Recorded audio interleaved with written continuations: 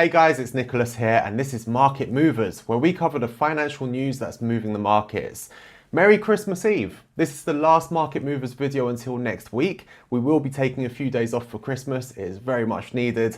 And I was hoping we'd be able to wrap things up, pun intended, with some good news today about a Brexit deal. Alright, let me just stop myself there because you won't believe this. We were waiting all day for the Brexit deal to be announced so we could do a Market Movers video about it before wrapping things up ready for the Christmas break. And it was just taking so long. We were like, you know what, we're running out of time. Let's just put out a video explaining what's going to happen or how things are now. And so we did that, and just as we finished filming, they announced the deal. But we thought we'll put this out anyway because we can't go through all of the details now in time, and it's still relevant, and also it was our last video before Christmas. So just keep that in mind, but here you go. But while it seems like we're on the verge of getting one, and probably will get one today, we've been on the verge for the past 24 hours waiting and waiting. They were meant to announce something this morning at 8 AM. It didn't happen. And to be fair, we've been waiting for a few years, so maybe we can be a little bit more patient. So instead, the key word for this Christmas Eve is standstill, because everything just seems to be at a bit of a standstill. As you can see from these aerial shots of Dover, the port, these are obviously taken by Santa Claus on his way to do his job for the night, there are still issues at the border, and these poor lorry drivers are spelling out messages to help them, as it seems they may not be driving home for Christmas.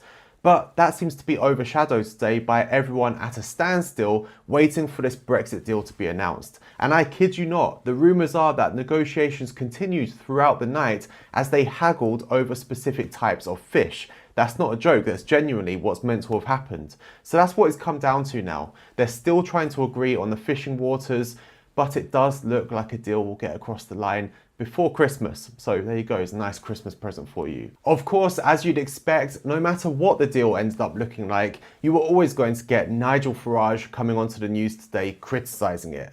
Although to be fair to him, he does feel the deal puts us in a better place than we were 5 years ago. Of course, he would say that. He doesn't think it's good enough for us to become a dynamic, booming economy like Singapore. And if you'd just rather not see him today at all, maybe just completely avoid the news channels. Watch The Grinch or something like that. In any case, the deal itself is apparently around 2,000 pages long, so after all of these negotiations, it seems the actual deal isn't going to get the same scrutiny even as the most minor details have over the past years before it's eventually ratified. But we can expect that Boris and the rest of the government will be adamant that the UK's come out with this big win, this is a big victory for us and we have this great deal. But of course, the devil will be in the detail.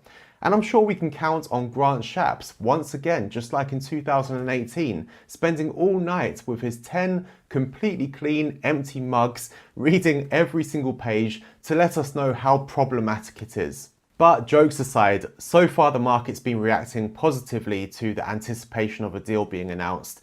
But if we look at pound dollar, we can see that it's stuck at that same critical level as earlier in the month. That's the hourly chart there.